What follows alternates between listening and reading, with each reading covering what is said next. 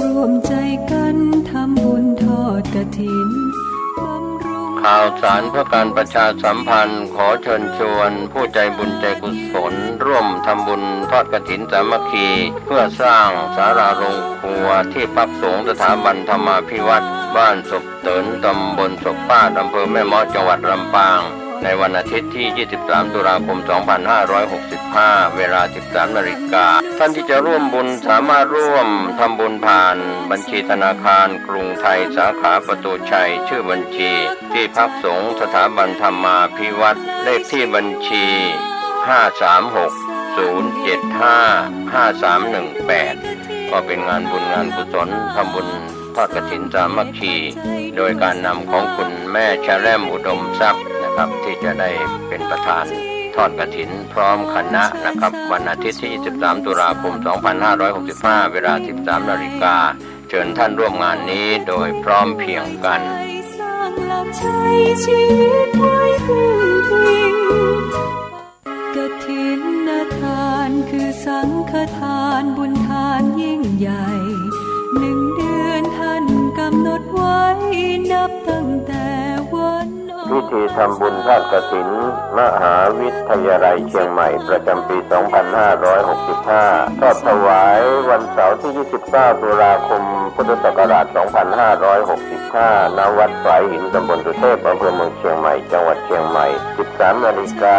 พร้อมกันที่ศาลาธรรมมหาวิทยาลัยเชียงใหม่ตั้งขบวนแห่องค์กฐินและบริวารหน้าศาลาธรรมมหาวิทยาลัยเชียงใหม่เคลื่อนขบวนแห่องค์กฐินและบริวารออกจากศาลาธรรมมีกำหนดไปตามเส้นทาง 13:30 น.ขวงวัฒนธรรมมหาวิทยาลัยเชียงใหม่ขบวนแห่องค์กฐินและบริวารทุกคณะสถาบันสำนักและส่วนงานต่างๆพร้อมกันมีการแสดงของชมรมพื้นบ้านล้านนาสโมสรนักศึกษามหาวิทยาลัยเชียงใหม่ 14 นาฬิกา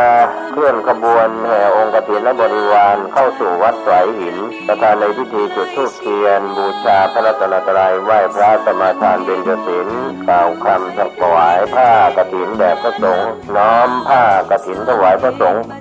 อัปโลกกฐินถวายทายธรรมแด่พระสงฆ์กรรมการสภามหาวิทยาลัยอธิการบดีรองอธิการบดีผู้ช่วยอธิการบดีประธานกรรมการส่งเสริมมหาวิทยาลัยคณบดีผู้อำนวยการสถาบันสำนักศูนย์กองประธานสภาพนักงานมหาวิทยาลัยนายกสโมสรมหาวิทยาลัยนายกสโมสรนักศึกษามหาวิทยาลัยตาม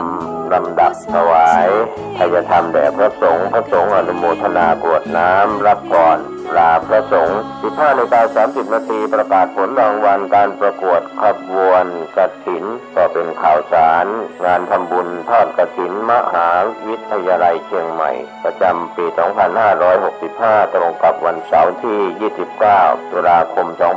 2565 ทอดถวายกับพระคุณเจ้าที่จำพรรษาท่วนไตรมาสวัดฝายหินตำบลสุเทพอำเภอเมืองเชียงใหม่จังหวัดเชียงใหม่ขอเชิญท่านร่วมบุญร่วมกุศลติดต่อได้ที่มหาวิทยาลัยเชียงใหม่และวัดฝายหินที่จะร่วมทำบุญในคราวครั้งนี้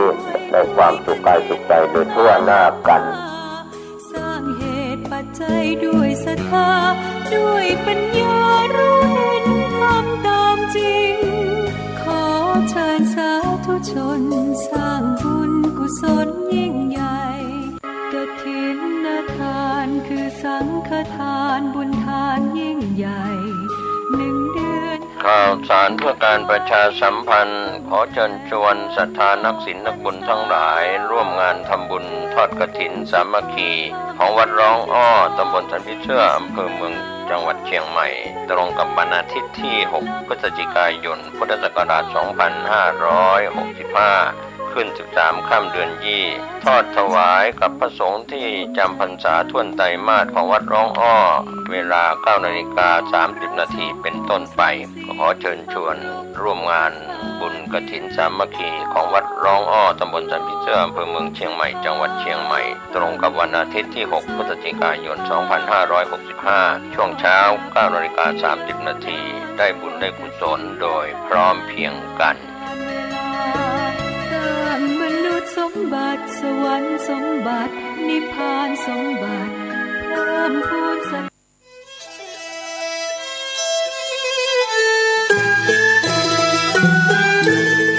ขอเชิญร่วมทำบุญทอดกฐินสามัคคีณวัดทุ่งหลวงอำเภอแม่แตงจังหวัดเชียงใหม่ในวันอาทิตย์ที่ 6 พฤศจิกายน 2565 พิธีการดังนี้ 9 นาฬิกาเริ่มพิธีกล่าวองค์การบวงสรวง 10 นาฬิกา 9 นาที พระสงฆ์เจริญชัยมงคลคาถาห่มผ้าพระธาตุ 10 นาฬิกา 30 นาทีทอดกฐินสามัคคีแด่พระสงฆ์จำพรรษาจำนวน 5 รูปขอเชิญร่วมทำบุญกฐินได้ที่บัญชีธนาคารกรุงเทพสาขาตลาดแม่มาลัยชื่อบัญชีพระอธิการอินคำทิตะปุญโญเลขที่ 458-016-9367 หรือสอบถามเพิ่มเติมได้ที่พระสมศักดิ์ปัญญาวโร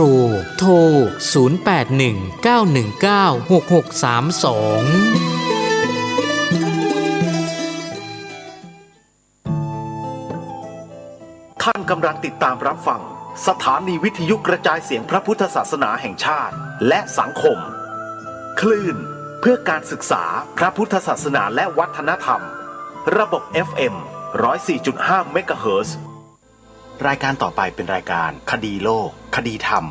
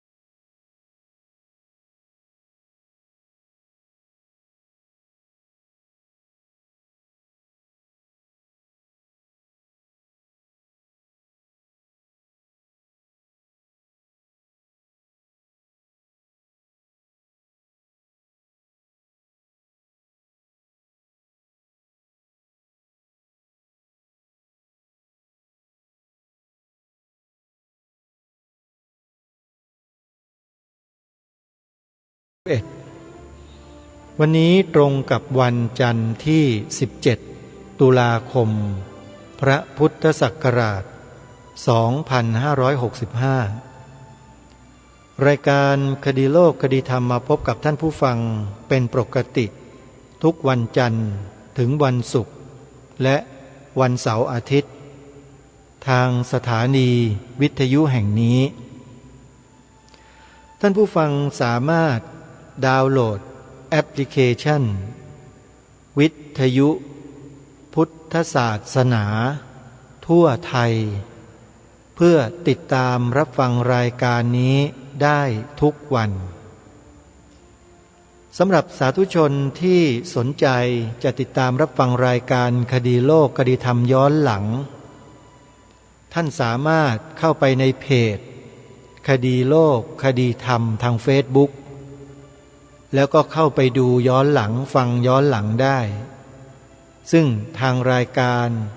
ได้โพสต์รายการคดีโลกคดีธรรมไว้ในเพจคดีโลกคดีธรรมที่ท่านสามารถเข้าไปดูไปฟังย้อนหลังได้หลายเดือนหลายปีทีเดียวสำหรับรายการคดีโลกคดีธรรมวันนี้มีข้อมูลที่สำคัญซึ่งเป็นประเด็นใหญ่เป็นประเด็นระดับชาติที่หลายคนหลายท่านไม่เคยรู้ไม่เคยได้ยินไม่เคยได้เห็นไม่เคยทราบมาก่อนว่าสิ่งที่ท่านเห็นอยู่เป็นประจำบนห่อบนกล่องบนพัสดุสินค้าที่ท่านซื้อมาจากตลาดหรือห้างสะดวกซื้อร้านสะดวกซื้อทั้งหลายเนี่ยท่านไม่รู้ว่าสิ่งนั้นมีผลอะไรกับสังคมไทยของเราถ้าเราไม่ติดตามข้อมูลไม่รู้ข้อมูลเราก็เท่ากับว่าไปสนับสนุนส่งเสริมให้สิ่งนั้นเนี่ยมีกำลังในการกระทำอะไรต่างๆตามที่เขามุ่งหวัง ทำได้อย่างต่อเนื่องและเกิดเป็นผลสำฤทธิ์ได้อย่างที่เราไม่รู้ตัวสิ่งที่กล่าวนี้ได้มีประชาชนคนไทยกลุ่มหนึ่งได้ไปยื่นหนังสือร้องเรียนต่อทางการเพื่อให้ตรวจสอบสิ่งนี้ว่าถูกต้องหรือไม่เพราะว่าใช้สิ่งนี้มาเรียกเก็บเงินจากผู้ประกอบการสินค้าต่างๆทั่วประเทศปีหนึ่งเขาบอกว่ามีรายได้จากการเก็บเงินค่าติดตราสัญลักษณ์นี้เนี่ยปีละไม่ต่ำกว่า100,000,000 บาทข้อเท็จจริงเป็นอย่างไรนั้น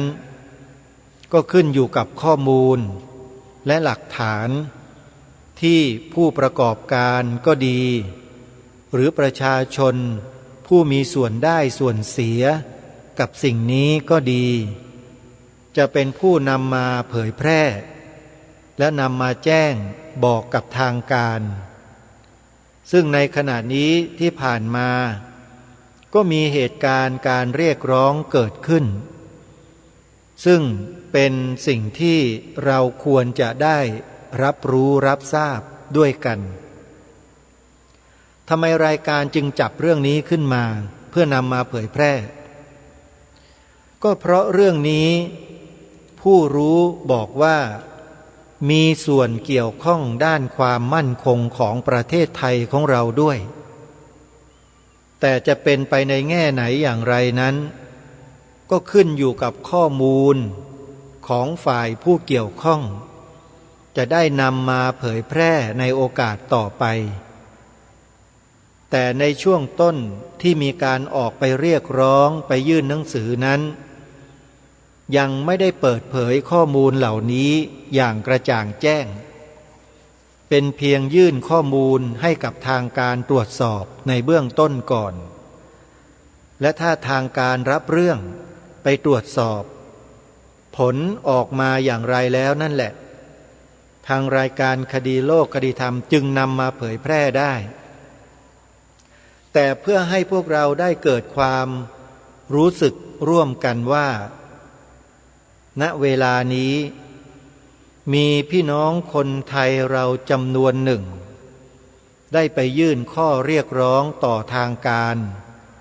ให้ตรวจสอบตราสินค้าบางประเภทที่เรียกเก็บเงินจากประชาชนทั้งทางตรง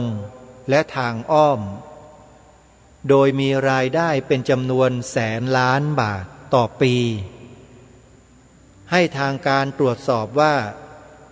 เงินเหล่านี้ที่ได้ถูกเก็บมาตลอด20 กว่าปีเนี่ยหายไปไหนถูกนำไปทำอะไรนี่คือความสงสัยความกังวลใจของคนไทยกลุ่มหนึ่งที่เขามีข้อมูลเขารู้เขาเห็นเขาทราบเขามีหลักฐานเขาจึงมายื่นหนังสือต่อหน่วยงานของรัฐและจะยื่นไปเรื่อยๆในหลายๆหน่วยงานเพื่อนำหลักฐานและข้อมูลที่ได้มานั้นมาให้ทางหน่วยงานต่างๆได้ตรวจสอบและตัดสินดำเนินการเพื่อให้เกิดการแก้ไขไปในทางที่ถูกต้องวันนี้จึงนำคลิปเสียงบรรยากาศของกลุ่มประชาชนกลุ่มหนึ่งที่ไปยื่นหนังสือต่อ DSI เพื่อที่จะให้ตรวจสอบตราสัญลักษณ์ที่เรียกเก็บเงินสินค้าจากผู้ประกอบการจำนวนกว่า100,000 ชนิดหรือ100,000 กว่าชนิดเป็นจำนวนเงินมหาศาลเป็น100,000,000,000 บาทต่อปีว่าเขามีแนวคิดอย่างไรมีที่มาที่ไปอย่างไร แล้วทำไมจึงต้องออกมาเรียกร้องออกมายื่นหนังสือเพื่อขอให้หน่วยงานของรัฐตรวจสอบเรื่องนี้เพราะอะไรเดี๋ยวสักครู่หนึ่งเราไปติดตามรับฟังพร้อมๆกันแต่ในเบื้องต้นนี้ก็จะขอทำความเข้าใจกับท่านผู้ฟังว่ารายการคดีโลกคดีธรรมไม่มีส่วนเกี่ยวข้องอะไรกับกลุ่มบุคคลเหล่านี้แต่เมื่อฟังดูแล้วเนี่ยเห็นว่าน่าจะทำให้ประชาชนทั่วประเทศที่มีส่วนเกี่ยวข้องกับเรื่องนี้ทั้งหมดโดยไม่รู้ตัวเนี่ยได้รับรู้รับทราบร่วมกันด้วยว่าพวกเราคนไทยทุกคนที่ไปซื้อสินค้ามาบริโภคอุปโภคเนี่ยโดนเก็บเงินด้วยตราสินค้านี้โดยไม่รู้ตัวแล้วเงินจำนวนมหาศาลเนี้ยตกไปอยู่กับคนเพียงแค่กลุ่มเดียวเล็กๆแล้วเงินมหาศาลเหล่านี้หลายแสนล้านบาทไปอยู่ที่ไหนถูกดำเนินการไปทำอะไรในประเทศนี้ทำไมจึงตรวจสอบไม่ได้แล้วทำไมจึงไม่เสียภาษีแม้แต่บาทเดียวเลยทั้งที่อ้างว่าเป็นหลักของศาสนานี่คือสิ่งแปลกใหม่ที่ทางรายการอยากจะให้พวกเราได้ศึกษาและติดตามร่วมกันถ้าใครสนใจเรื่องนี้นะท่านสามารถไปเปิดดูในคลิป YouTube ย้อนหลังศึกษาดูได้เลยโดยพิมพ์คำว่ารวมพลังคนไทยพุทธอันนี้เขาใช้ชื่อช่อง YouTube ว่าอย่างนี้ก็ให้เราเปิดเข้าไปดูในชื่อดังกล่าวแล้วเดี๋ยวเราก็จะทราบข้อมูลกันเองแต่ในเบื้องต้นนี้จะนำบรรยากาศข่าวสารข้อมูลความเคลื่อนไหวของพี่น้องประชาชนกลุ่มหนึ่งที่มีความวิตกกังวลเกี่ยวกับเรื่องด้านความมั่นคงของประเทศที่เกี่ยวข้องกับตราสัญลักษณ์นี้เขาแสดงเหตุผลที่มาที่ไปให้เรารับทราบให้เราได้รู้ในเบื้องต้นกันก่อนใช้เวลาประมาณ31 นาทีเดี๋ยวเราไปติดตามรับฟังเนื้อหาสาระการยื่นหนังสือต่อหน่วยงานของรัฐของกลุ่มคนดังกล่าวโดยพร้อมเพรียงกันณบัดนี้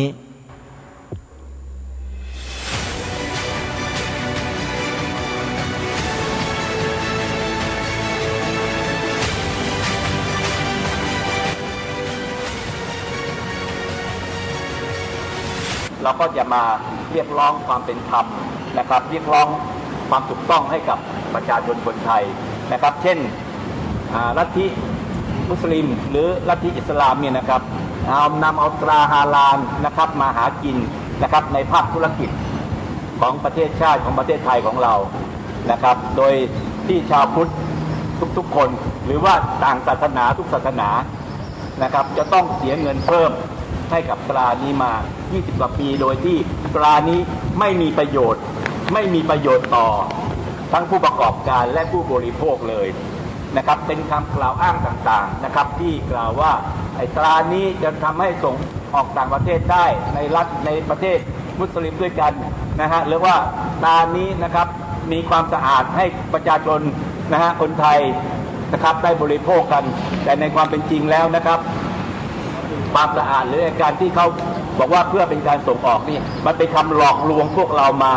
นะครับ20 กว่าปีแล้วนะครับวันนี้พวกเราชาวไทยพวกเราชาวพุทธนะครับก็จึงมาถึงที่ DSI แห่งนี้นะครับเพื่อยื่นเอกสารเพื่อที่จะมานะครับเรียกร้องความเป็นธรรมให้ DSI นี้ได้ช่วยกันตรวจสอบถึงองค์กรเขาเรียกอะไรกรรมการกลางอิสลามแห่งประเทศไทยนะครับทั้งในกรุงเทพและในต่างจังหวัดสาขาทั่วประเทศที่มีการเก็บเงินตราฮาลาลว่าเงินตราฮาลาลนี้เอาไปทำอะไรเงินตราฮาลาลนี้เก็บเอาไปแล้วนะครับได้ผ่านระบบนะครับการบัญชีได้เสียภาษีเข้าประเทศชาติได้บำรุงประเทศชาติหรือไม่รวมไปถึงการนำเอางบประมาณต่างๆนะครับออกมาสนับสนุนให้กับองค์กรนี้ซึ่งเป็นองค์กร เขาเรียกอะไรเป็นนิติบุคคลนะครับซึ่งจริงๆแล้วงบประมาณนะครับภาษีกรของประชาชนทั้งประเทศงบประมาณของประเทศชาติมันจำเป็นจะต้องนำมานะครับบริหารประเทศนำมาใช้จ่ายในการช่วยทำให้ประเทศชาติของเราได้พัฒนาขึ้นไปแต่อันนี้เอามาให้กับองค์กรเดียวนะครับในการทำกิจกรรมต่างๆในการส่วนตัวแล้วก็ไม่สามารถตรวจสอบได้นี่คือสิ่งที่พวกเรามาในวันนี้นะครับหลักฐานนะครับไม่ว่าจะเป็นคลิปต่างๆแล้วก็มีภาพนะครับซึ่งเราจะมอบให้นะครับทางตัวแทนนะครับของอธิบดีนะครับกรมสอบสวนคดีพิเศษ DSI เนี่ยนะครับเพื่อให้ทางเจ้าหน้าที่รัฐนะครับช่วยดำเนินการนะครับตรวจสอบนะครับเรื่องราวที่เกิดขึ้นนะครับซึ่งคลิปต่างๆเนี่ยมาจากเหตุการณ์จริงนะครับไม่ว่า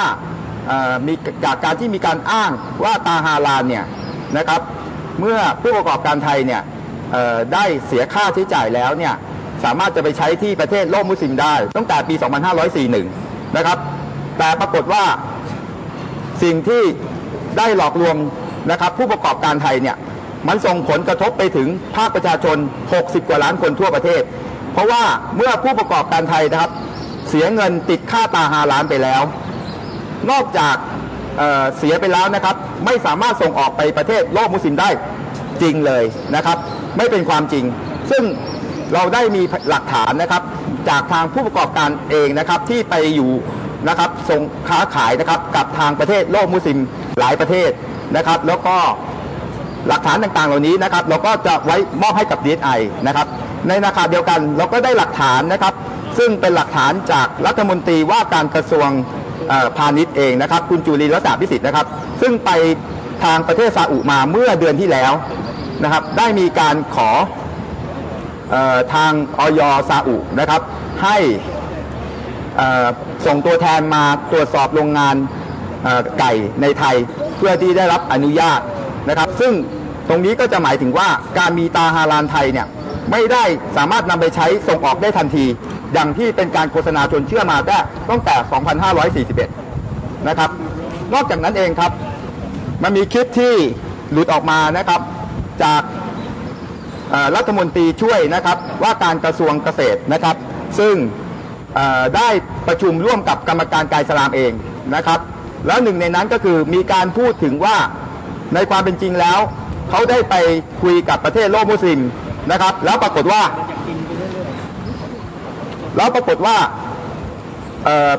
ทางประเทศโลกมุสลิมนะครับไม่ยอมรับตาฮาลาลไทยนะครับและคุยกันในกลุ่มของกรรมการกายอิสลามทั้งหมดนะครับเรื่องมันก็เลยแดงออกมานะครับว่าเท่ากับว่าที่ผ่านมาเป็นการโกหกหลอกลวงผู้ประกอบการไทยทั้งแผ่นดินนะครับแล้วก็ขณะเดียวกันครับยังมีนะครับคลิปนะครับที่มาจากประธานกรรมการกายอิสลามจังหวัดกรุงเทพนะครับได้พูดถึงว่า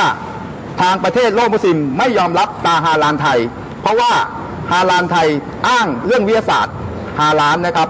ในประเทศโลกมุสลิมเขาไม่ยอมรับนะครับ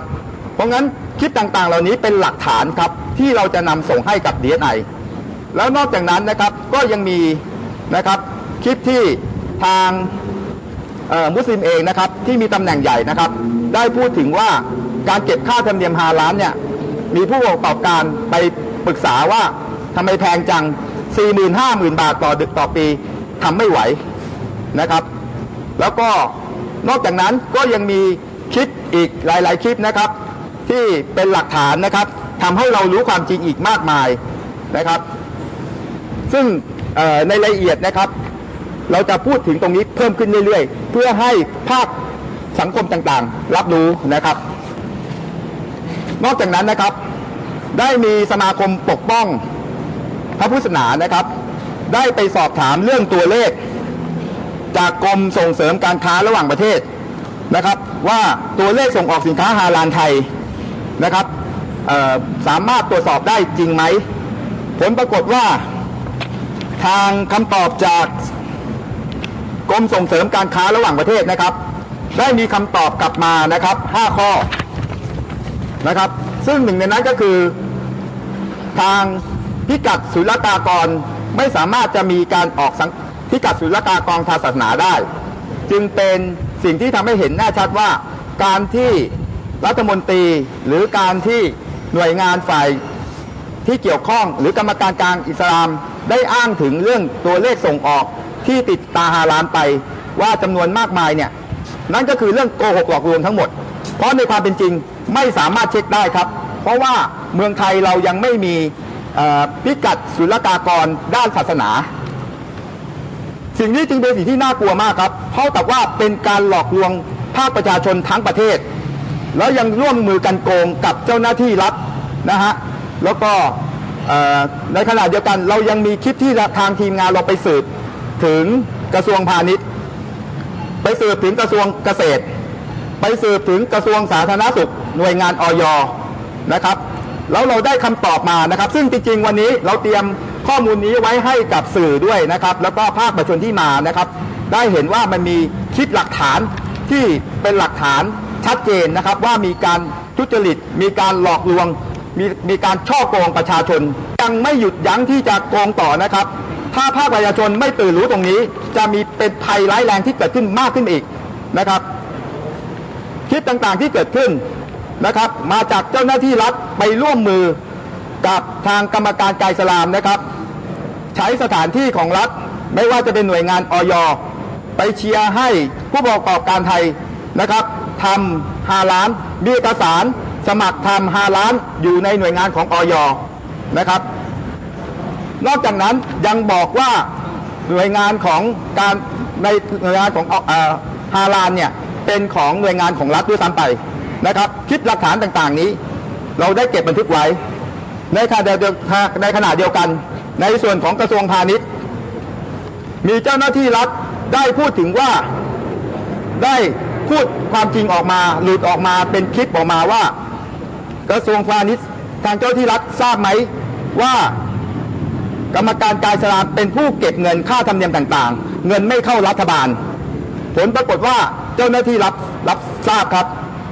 แล้วเจ้าที่รัฐทราบไหมครับว่า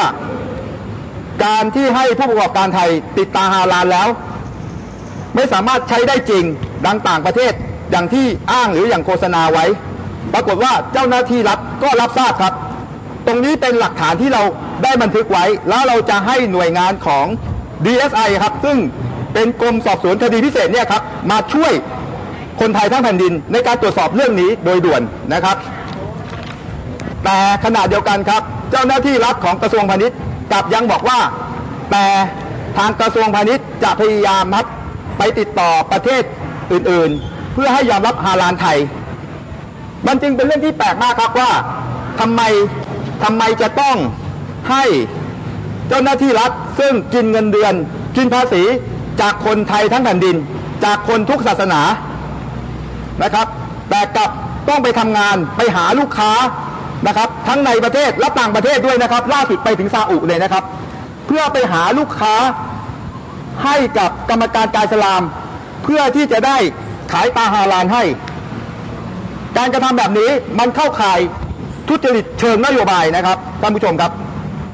แล้วนอกจากนั้นนะครับเงินต่างๆที่เก็บมาจำนวนมหาศาลไม่ได้เสียภาษีให้กับรัฐบาลไทยสักบาทหนึ่งและสิ่งที่น่าวิตกกังวลมากคือกรมสรรพากรนะครับไม่ไปติดตามเรื่องนี้ในการตรวจสอบนะครับหรือหน่วยงานที่เกี่ยวข้องก่อนหน้านี้ไม่มีใครไปตรวจสอบเลยผลปรากฏว่ามีการคำนวณยอดเงินของค่าธรรมเนียมฮาลาลที่กรรมการกลางอิสลามเก็บจากผู้ประกอบการไทยทั้งประเทศมีมูลค่าสูงถึงหลายแสนล้านบาทต่อปีแต่ในขณะเดียวกันครับเมื่อมีการสอบถามเมื่อสังคมรับรู้มันเกิดการหลุดออกมาจากในหน่วยงานของกรรมการกลางอิสลามเองไม่ว่าจะเป็นนายไพศาลพรหมยงค์ซึ่งเป็นกรรมการอิสลามระดับประเทศและขณะเดียวกันก็เป็นประธานกรรมการอิสลามระดับจังหวัดของจังหวัดสมุทรปราการว่ามีการเก็บค่าธรรมเนียมฮาลาลเพียงแค่2รายการมียอดเก็บรวมเพียงแค่250ล้านบาทแล้วสิ่งที่น่าตกใจน่ากลัวมากคือไม่ได้โกหกแค่คนเดียวครับผลปรากฏว่ายังมีกรรมการกลางอิสลามอีกท่านหนึ่งนะครับซึ่งมีตำแหน่งใหญ่เป็นถึงผอ.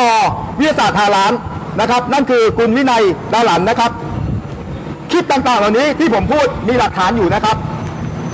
ได้บอกว่ามีการเก็บค่าเทอมเนียม5 ล้านเพียงแค่60 ล้านบาทครับ2 คนที่มีตำแหน่งใหญ่บอกยอดไม่ตรงกันขณะเดียวกันครับสิ่งที่เลวร้ายกว่านั้นคือมีเอกสารจากสำนักจุฬาราชมนตรีนะครับแจ้งมาว่ามีการเก็บค่าธรรมเนียม5 ล้านนะครับ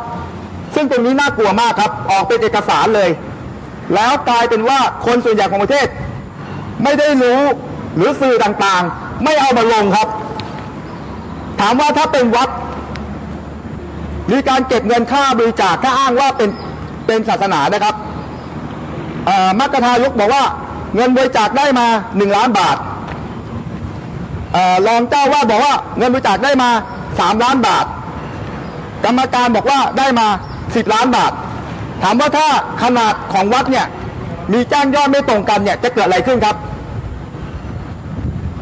จะเกิดการที่ไม่น่าเชื่อถือเกิดขึ้นอย่างมากมายถูกไหมครับแล้วแสดงว่าเงินที่มันผลต่างๆนี้ไปอยู่ที่ไหนนะครับ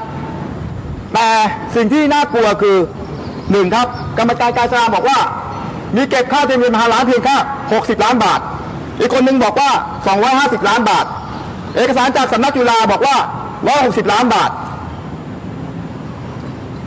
มีการคำนวณคร่าวๆนะครับว่าอย่างน้อยเป็นหลักหมื่นล้านบาทขึ้นไป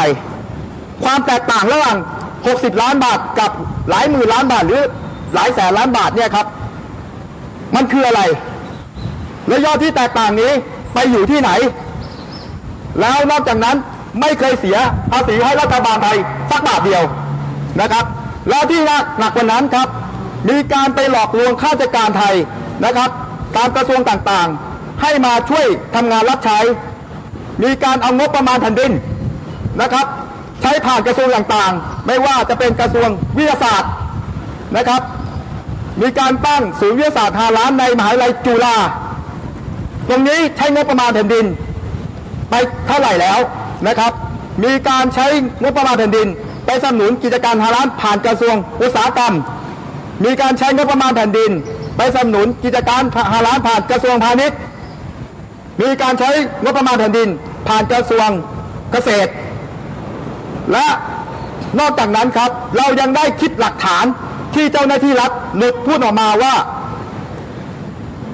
มีการเอางบประมาณแผ่นดินมาสนับสนุนให้กับกิจการ5 ล้านผ่านกระทรวงพาณิชย์ผ่านกระทรวงเกษตรโดยเอามาจ่ายค่าธรรมเนียม5 ล้านเอามาจ่ายแทนค่าธรรมเนียม5 ล้านนะครับให้กับผู้ประกอบการไทยครับแล้วถ้าผู้ประกอบการไทยเท่ากับปีแรกทำฟรีเพราะงบประมาณแผ่นดินมาทำให้ครับคลิปหลักฐานนี้มีหมดแล้วก็หลุดออกมาอีกว่าแต่ถ้าในปีต่อไปนะครับไม่มีตังจ่ายไม่ต่ออายุก็ยกเลิกไปแต่ผลเสียหายคืออะไรครับพวกเราครับผลเสียหายคืออะไรครับภาษีประชาชนนะเป็นการเอาภาษีของประชาชนนะครับไปใช้แล้วถูกไหมครับผ่านงบประมาณแผ่นดินของไทยแล้วเงินภาษีของประชาชนทั้งแผ่นดินเป็นเงินของมุสลิมเหรอเป็นเงินของใครครับเป็นเงินของใครครับเป็นเงินของเราไหมครับเป็นเงินของเราไหมครับพวกเราต้องการให้เอางบประมาณแผ่นดินซึ่งเป็นเงินภาษีของเราไปจ่ายเป็นงบประมาณแผ่นดินให้อิสลามไหมครับอย่างนี้ทำถูกต้องไหมครับ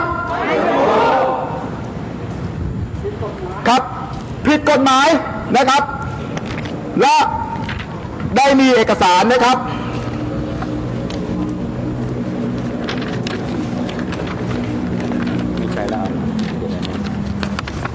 เป็นเอกสารสำคัญอีกชิ้นหนึ่งนะครับท่านผู้ชมครับฟ้าเปิดครับเอกสารนี้เราได้มาไม่กี่วันนี้เองครับดีใจไหมครับดีใจส่งเสียงดังๆครับดีใจไหมครับถึงเวลาที่เราไม่ต้องเป็นทาสของอิสลามแล้วใช่ไหมครับเราไม่ต้องถูกเอาเปรียบอีกต่อไปแล้วใช่ไหมครับครับผมมีเอกสารจากสำนัก งานสภาความมั่นคงแห่งชาติเมื่อวันที่ 20 กันยายน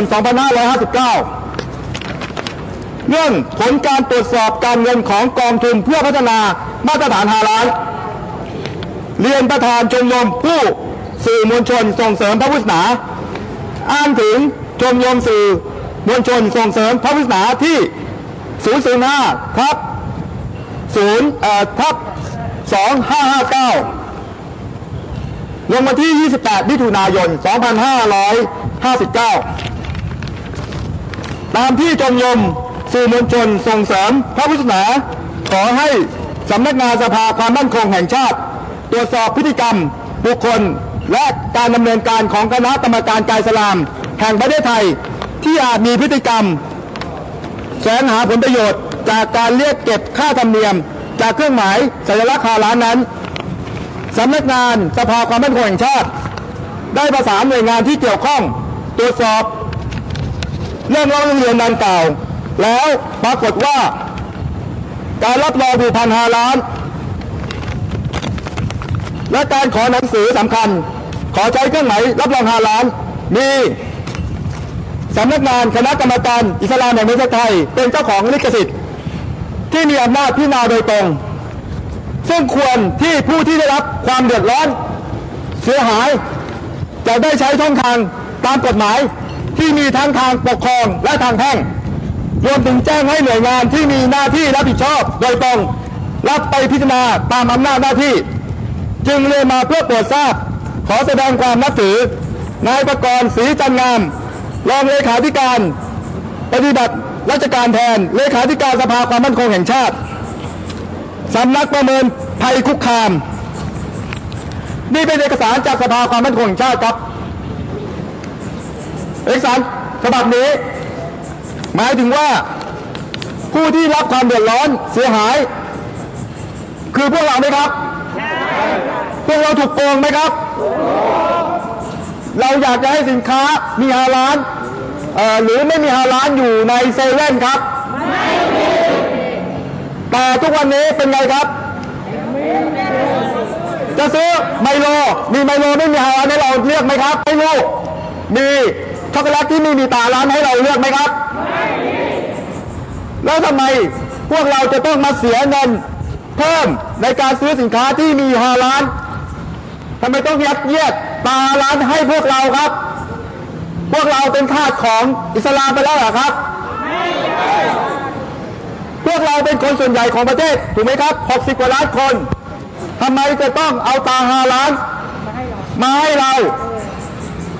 แล้วติดอยู่ในสินค้าโดยที่เราไม่มีทางเลือกซื้อได้เลย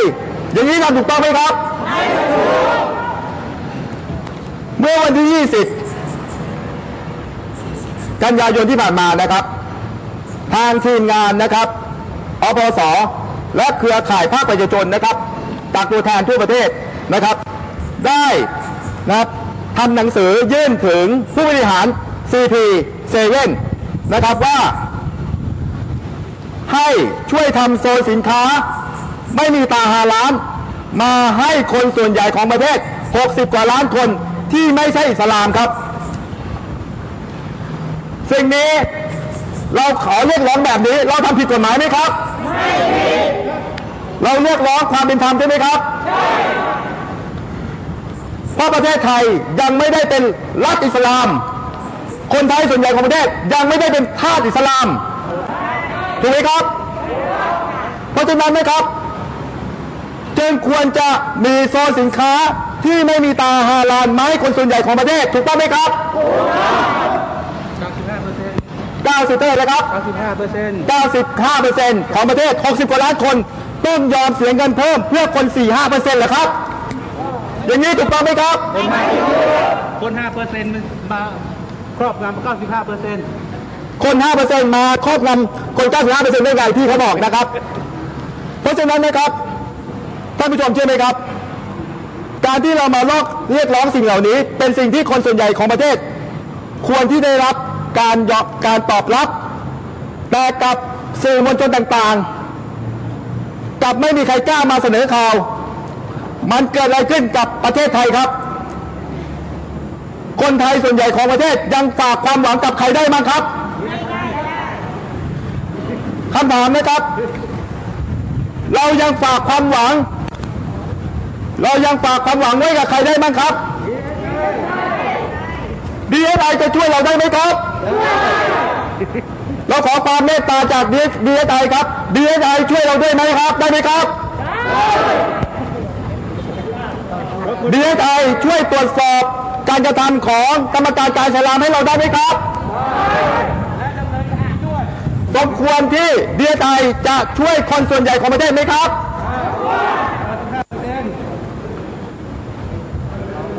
เพราะฉะนั้นนะครับทุกวันนี้คนไทยส่วนใหญ่ของประเทศ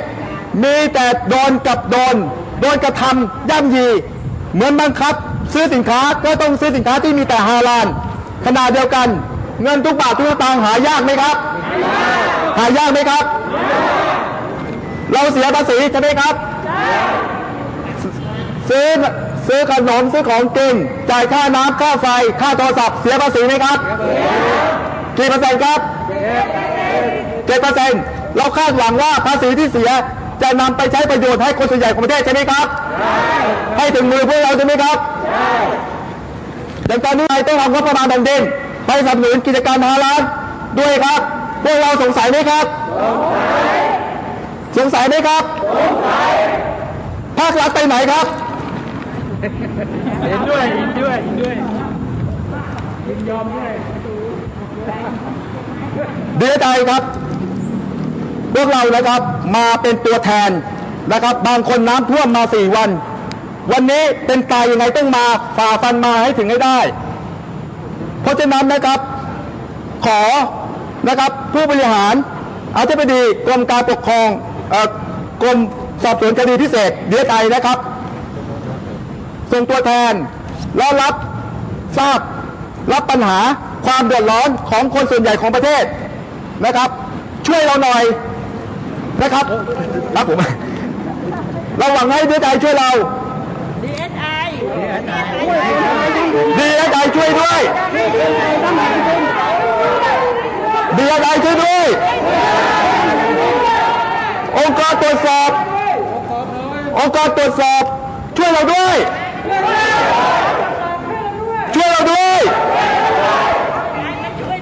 เราไม่ได้เป็นทาสอิสลามประเทศไทยคงไม่ได้เป็นรัฐอิสลาม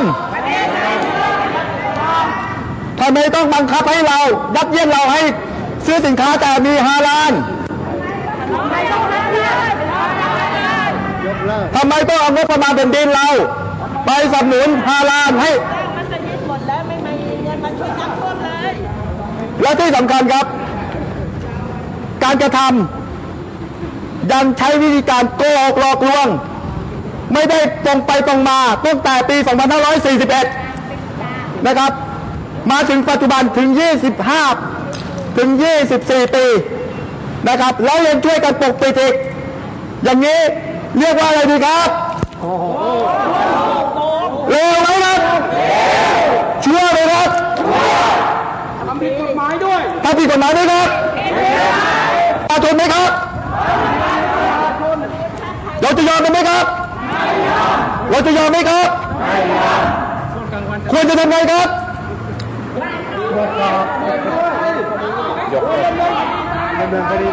บางคนบอกว่ากระทืบมันเลยนะฮะเข้าคุกอย่างเดียวเอาเข้าคุกเลยฮะใครเสนอแล้วครับใครอยากว่าให้ตรวจสอบถ้าทำผิดให้ติดคุกเลยเห็นด้วยไหมครับข้าราชการคนไหนไปร่วมกันทุจริตข้าราชการคนไหนกระทรวงไหนไปร่วมกันทุจริตเอางบประมาณแผ่นดินไปสนับสนุนกิจการฮาลาลเราเอาเงินไปให้เฉพาะอิสลามตรวจสอบแล้วผิดควรติดคุกไหมครับยึดทรัพย์ด้วยนะครับเอาเงินคืนแผ่นดินด้วยครับเห็นด้วยไหมครับนะครับเอาเป็นภาคประชาชนเป็นชาวบ้านธรรมดาเข้าใกล้ๆใหม่เลยดังๆขอให้ DSI ช่วยพิจารณาเรื่องนี้ด่วนและเร็วที่สุดเพราะว่ามันเรื้อรังมา24 ปีแล้วพวกเราเวลานี้ลำบากกันทั่วทุกหย่อมย่าเพราะว่าเงินทองหายากข้าวยากหมากแพง แล้วยังจะมาเสียเงินให้ฮาลาลเนี่ยโดยที่ไม่รู้ตัวเลยทุกคนคิดว่าเป็นของที่วิเศษวิโสที่ไหนได้พอมารู้เบื้องหลังนี่โอ้โหมันเลวร้ายยิ่งกว่าไม่มันสุดจะบรรยายฮะขอให้ดีก็ไอพิจารณาเรื่องนี้ด่วนนั้นเร็วที่สุดเลยครับเพราะประชาชนส่วนใหญ่เดือดร้อนกันมากและพูดกันปากต่อปากมากขึ้นนะขอความเป็นธรรมให้ชาวพุทธด้วยครับจะตามเรื่องได้ทั้งหมดเรื่องยื่นมาแล้วไม่หายแล้วที่พอดีสั่งว่าอย่างไร ก็จะแจ้งท่านไปอีกแต่ที่อยู่ที่อันนี้มีที่อยู่ไหมเนี่ยมีครับมีก็จะตามที่อยู่นี้ไปนะครับจะทำทั้ง2ขั้นตอนคือเดี๋ยวมีหนังสือแจ้งรับเรื่องเพื่อบอกว่าเรื่องของท่านเนี่ยเลขที่ร้องทุกข์เท่าไหร่นะผมจะเซ็นไปแล้วเดี๋ยวพอที่พอดีสั่งเสร็จปุ๊บว่าจะรับหรือไม่รับหรือยังไงเนี่ยจะแจ้งพี่ไปอีกรอบที่ไหนก็จะให้เบอร์โทรกองนั้นไปในหนังสือแต่ถ้าไม่รับสมมติว่าอยู่กับตำรวจอยู่คนไหนเราก็จะบอกว่าเราส่งเรื่องไปที่กรมการปกครองส่งเรื่องไปที่กองบัญชาการนครบาลอะไรประมาณนี้ก็จะคือทุกเรื่องต้องมีคำตอบให้พี่นะครับถ้ารับเดี๋ยวจะมีหนังสือรับมาตอนนี้วันนี้เลยใช่ไหมครับโอ้ยังนะยังเดี๋ยวต้องเข้าระบบของกรมก่อนนะเข้าเรียกงานทางธุรการเอกสารให้นักข่าวหน่อยครับผมเดี๋ยวผมจะขอแจ้งว่ามีเอกสารอะไรให้ด้วยนะครับขอโทษนะครับขอโทษแล้วเดี๋ยวให้ท่านผอกล่าวนิดนึงนะครับขอขอบคุณนะครับทาง DSI นะครับที่ส่งผู้บริหารนะครับมารับเอกสารจากทางภาคประชาชนนะครับก็คือทางคุณสมเกียรติเพชรประดับนะครับต้องขอบคุณมากนะครับเอกสารที่ได้ยื่นนะครับก็จะมีเอกสารนะครับพร้อมทั้งคลิปที่จะอยู่ในแผ่นไดรฟ์นะฮะแล้วก็ภาพต่างๆนะครับมากมายนะครับที่เป็นหลักฐานทั้งหมดเลยนะครับแล้วก็มีเอกสารสำคัญอยู่นี้ทั้งหมดนะครับยังไงก็รบกวนด้วยนะครับได้ครับนะครับต้องจากพูดเลยนิดนึงนะครับกล่าวนิดนึงครับกล่าวนิดนึงให้ภาคประชาชนรู้สึกภูมิใจครับสวัสดีครับก็ในนามของตัวแทนของกรมนะครับก็จะมารับเรื่องที่ยื่นจากภาคประชาชนนะครับก็เดี๋ยวจะเข้าสู่กระบวนการเสนอเรื่องต่อท่านทิบดีนะครับก็จะมีขั้นตอนการบริการก็คือ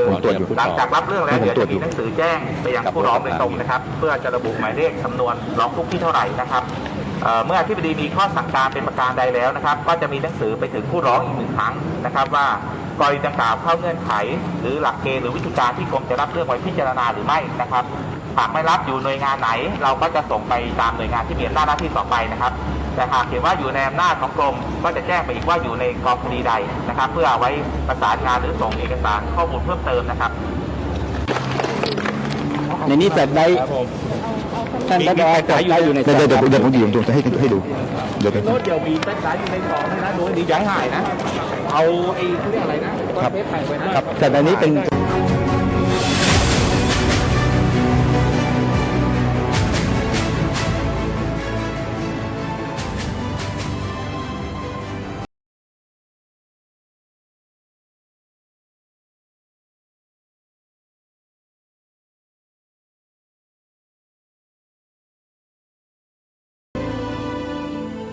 ท่านสาธุชนผู้ฟังทุกท่าน เสียงที่ท่านได้ฟังจบลงไปนั้นเป็นเหตุการณ์ของการยื่นหนังสือเพื่อขอให้ทางหน่วยงานของรัฐโดยเฉพาะ DSI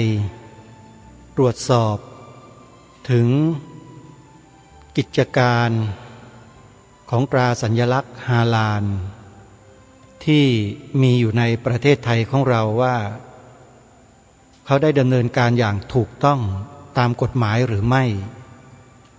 และโดยเฉพาะจำนวนเงินที่เก็บจากผู้ประกอบการมาเป็นจำนวนมหาศาลเนี่ยเงินเหล่านี้ได้ถูกใช้จ่ายไปในทิศทางใดหรือว่ามีที่มาที่ไปอย่างไรเพื่อที่จะให้เกิดความยุติธรรมสูงสุดสำหรับประชาชนทั้งประเทศที่ต้องมีส่วนเสียรายได้ให้กับกลุ่มบุคคลกลุ่มหนึ่งที่ทางผู้ยื่นหนังสือกล่าวอ้างเรื่องนี้ทางผู้บริหาร DSI ก็ได้ออกมารับเรื่องแล้วก็ได้กล่าวในตอนท้ายเพื่อให้ทุกฝ่ายนั้นได้รับทราบแล้วก็เกิดความสบายใจว่าได้รับเรื่องนี้ขึ้นไปแล้วก็จะรับไปพิจารณาตามขั้นตอน และถ้าหากว่าได้ผลอย่างไรก็จะแจ้งไปตามที่อยู่ที่ทางผู้ยื่นเรื่องนั้นได้ยื่นให้กับ DSI เรื่องนี้ก็จะขอสรุปสั้นๆให้กับท่านผู้ฟังได้รับทราบในที่นี้ว่าตราสัญลักษณ์ฮาลาลที่มีอยู่ตามสินค้าต่างๆที่ติดอยู่ในสินค้าต่างๆหลายหมื่นหรือเป็นแสนชนิดเนี่ยสินค้าเหล่านั้นใครก็ตามที่เป็นเจ้าของเป็นบริษัทจะต้องเสียเงินให้กับตราสัญลักษณ์นี้ด้วยและถ้าหากทำไม่ถูกต้องตามเงื่อนไขที่เขากำหนดก็จะถูกปรับเป็นเงินมหาศาลหลายร้อยล้านหลายสิบล้านซึ่งก็เคยเกิดขึ้นมาแล้วกับบริษัทหนึ่ง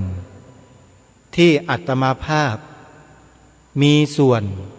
ในการนำมาเปิดเผยในรายการทางสถานีโทรทัศน์ในฐานะที่เป็นพิธีกรในที่นี้ก็คือบริษัทสาครพัฒนาจำกัดจังหวัดสมุทรสาคร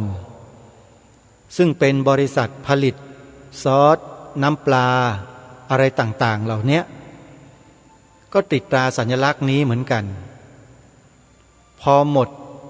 สัญญาปีต่อปีบริษัทนี้ไม่ได้ต่อสัญญาแต่สินค้าที่ยังจำหน่ายอยู่ในท้องตลาดยังมีตรานี้ติดอยู่ก็ถูกคนกลุ่มนี้กล่าวอ้างว่ากระทำผิดกฎหมายติดตราสัญลักษณ์ปลอมปรับเงินหลายสิบล้านบาทเรื่องราวก็เป็นคดีความขึ้นโรงขึ้นศาลแล้วก็นำไปสู่การออกรายการตระเวนคนตระเวนธรรมที่อาตมาภาพเป็นพิธีกรอาตมาก็เลยมีส่วนรู้ส่วนร่วมในการรับข้อมูลเหล่านี้โดยตรงพอมาวันนี้เห็นประชาชนกลุ่มหนึ่งออกไปเคลื่อนไหวเรื่องนี้ก็เลยนำมาเปิดให้แก่พวกเราได้ติดตามรับฟังกันเพื่อเป็นข้อมูลในเบื้องต้นว่าไม่ใช่แต่เฉพาะบริษัทสาครพัฒนาเท่านั้นที่ได้รับการเดือดร้อนจากการเรียกเก็บและเกิดจากการฟ้องร้องเรียกค่าเสียหายซึ่งบริษัทสาครพัฒนานั้นเขาไม่ยอมเขาก็ฟ้องศาลกลับแล้วก็ดำเนินคดีกันซึ่งเรื่องนี้หม่อมหลวงกาญตพงศ์วรวุฒิหรือว่าหม่อมช้างเป็นผู้ดูแลคดีดังกล่าวของบริษัทสาครพัฒนาพร้อมทีมทนายความเพื่อต่อสู้กันในชั้นศาลซึ่งทราบว่าตอนนี้อยู่ในชั้นศาลฎีกาแล้วก็ได้มาพบเจอกลุ่มพี่น้องประชาชนกลุ่มนี้อีกกลุ่มหนึ่งได้ออกไปเคลื่อนไหวยื่นหนังสือเพื่อเรียกร้องให้หน่วยราชการที่เกี่ยวข้องตรวจสอบการกระทำดังกล่าวของกลุ่มบุคคล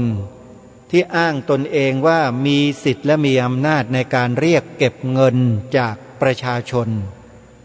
ในฐานะที่เป็นองค์กรศาสนาแต่ทำไมไม่เสียภาษีทำไมจึงไม่สามารถตรวจสอบได้เราก็เลยสงสัยว่าเงินจำนวนมหาศาลเป็นหลายแสนล้านบาทเนี่ยเมื่อเรียกเก็บไปแล้วเงินนั้นไปอยู่ที่ไหนถูกนำไปใช้อะไรประชาชนกลุ่มนั้นก็ขอให้ทางส่วนราชการตรวจสอบเท่านั้นเองเพื่อหาความถูกต้องและที่มาที่ไปว่าเป็นอย่างไรนี่ก็เป็นเรื่องราวและเหตุการณ์ที่เกิดขึ้นบนผืนแผ่นดินไทยของเราถ้าคนไทยคนไหนบอกว่าไม่เกี่ยวข้องไม่เห็นไม่ต้องไปสนใจอะไรอาตมาภาพก็ไม่รู้จะพูดอย่างไรเหมือนกันนะเพราะว่มีหน้าที่นำมาเปิดเผยมาบอกให้ทราบว่าเขามีการเคลื่อนไหวเกี่ยวกับเรื่องนี้อย่างไรถ้าใครสนใจนะฮะจะติดตามข้อมูลมาตั้งแต่ต้นเกี่ยวกับเรื่องนี้